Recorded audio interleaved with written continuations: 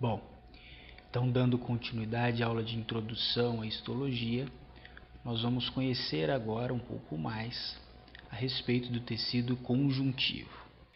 Bom, os tecidos conjuntivos são então responsáveis pela manutenção da forma do corpo, pois ele possui uma matriz que conecta e suporta fisicamente outros tecidos para assim formar os órgãos do corpo. Desse modo, o tecido conjuntivo é responsável pela promoção de um suporte estrutural, uma vez que a quantidade de matriz extracelular é maior do que a quantidade de células.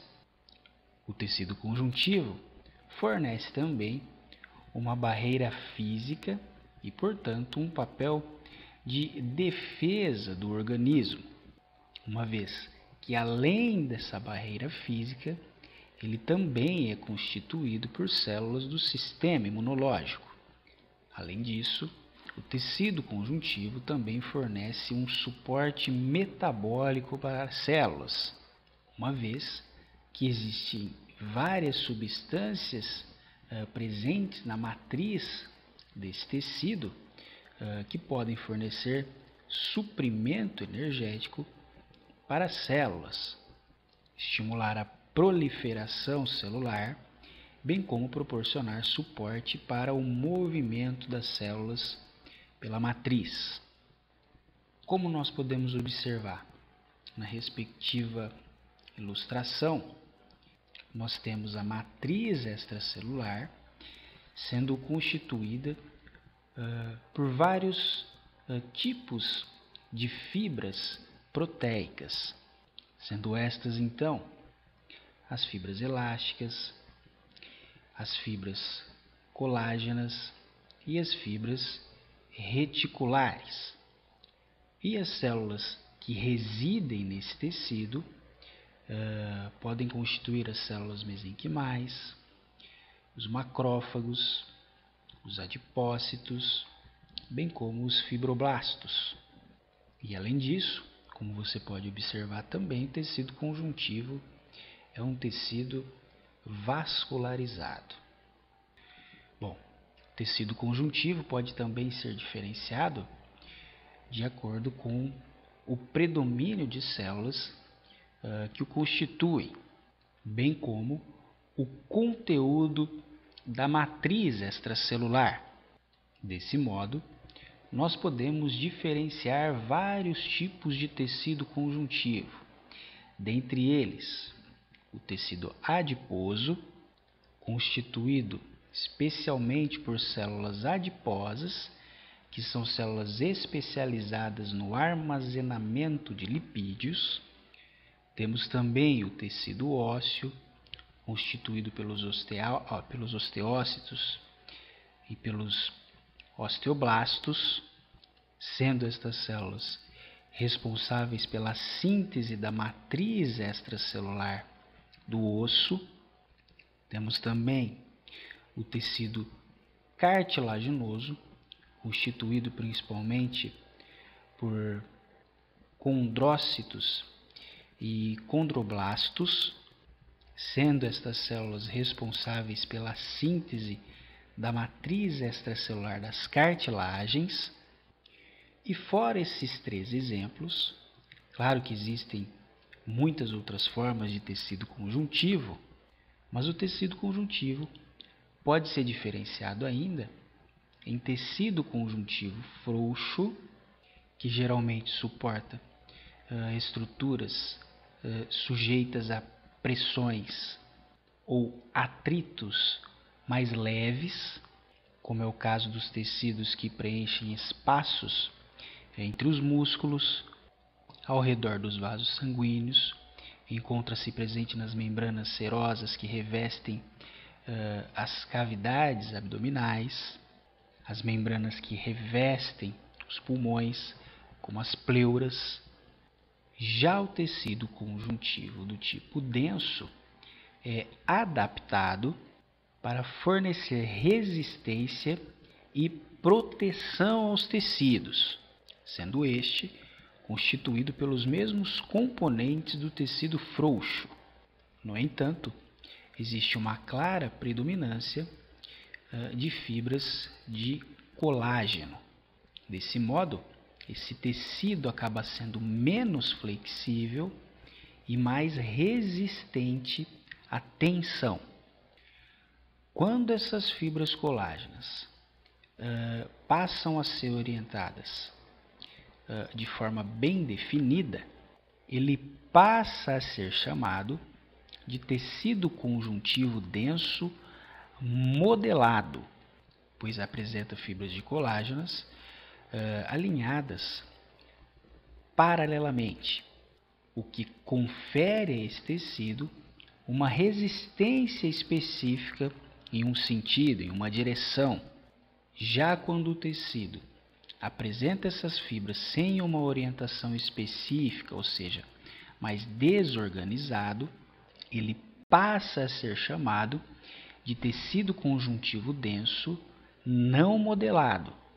E desse modo, a resistência se dá em qualquer direção. E como exemplo de tecido conjuntivo denso, nós temos os tendões. Nós temos também um terceiro tipo de tecido conjuntivo. Trata-se do tecido conjuntivo reticular. Esse tecido é um tecido mais delicado, constituído especialmente por fibras reticulares que formam uma rede que suportam células de alguns órgãos. Como exemplo desse tipo de tecido, nós temos alguns órgãos linfóides e o tecido hematopoético, como por exemplo, medula óssea, os linfonodos e o baço. Bom, as células do tecido conjuntivo são derivadas de dois tipos principais de células. As células mesenquimais indiferenciadas, conhecidas também como células estromais multipotentes, uma vez que possuem propriedades estruturais semelhantes às células tronco, o que significa que ela pode se diferenciar e se desenvolver em qualquer tipo de célula madura. São dessas células, então, que algumas células do tecido conjuntivo são derivadas. Dentre elas, os condroblastos, que são células jovens que irão se diferenciar em condrócitos, que são células adultas, nas células maduras. Ambas essas células constituem, então, tecido conjuntivo das cartilagens articulares. Essas células mesenquimais podem ainda se diferenciar em adipócitos, que são as células adultas responsáveis pelo armazenamento de lipídios, em fibroblastos, que são as células que sintetizam a maior parte do conteúdo da matriz extracelular do tecido conjuntivo, em células mesoteliais, que constituem um tipo de epitélio pavimentoso simples, que geralmente reveste cavidades do corpo, em células endoteliais, que revestem a cavidade interna dos vasos sanguíneos, e em osteoblastos, que são as células jovens do tecido ósseo, que então se diferenciam em osteócitos, que são as células adultas, as células maduras do tecido ósseo, as duas responsáveis pela síntese da matriz extracelular dos ossos. A outra linhagem de células do qual derivam as células do tecido conjuntivo são a linhagem oriunda das células tronco hematopoéticas, e desse conjunto de células estão principalmente as células que constituem o sangue. Tanto os glóbulos vermelhos, né, os eritrócitos, responsáveis pelo carreamento das moléculas de oxigênio e de dióxido de carbono, bem como os glóbulos brancos, né, os leucócitos, responsáveis pela defesa do organismo. Desse modo, uma célula tronco hematopoética pode se diferenciar em um linfócito, chamado de linfócito precursor, que pode se diferenciar em linfócito T ou em um linfócito B. E o linfócito B pode se diferenciar em um plasmócito.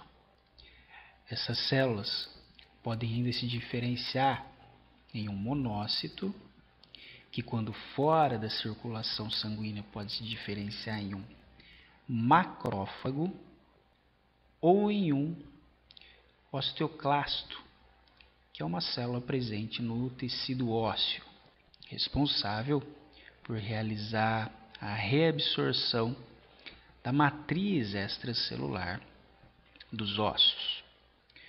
Podem se diferenciar ainda nos megacariócitos, dos quais os fragmentos citoplasmáticos dão origem às plaquetas. Podem se diferenciar também em mastócitos, que são células que sintetizam e armazenam mediadores inflamatórios, como a histamina e a heparina, bem como podem dar origem também a outros 3 tipos de células de defesa: os neutrófilos, os eosinófilos e os basófilos. Bom, nessa aula então a gente só vai citar essas células, né? À medida que a gente for aprofundando de forma mais específica em cada tecido, a gente vai discutir melhor essa linhagem, essa diferenciação, bem como a especificidade de cada célula. Bom, os principais constituintes da matriz extracelular do tecido conjuntivo são as fibras colágenas, as fibras reticulares e as fibras elásticas. As fibras colágenas e reticulares são constituídas por colágeno, enquanto as fibras elásticas são constituídas por elastina. Colágeno, que corresponde a aproximadamente 30% do peso corporal seco, ou seja, bastante coisa, né?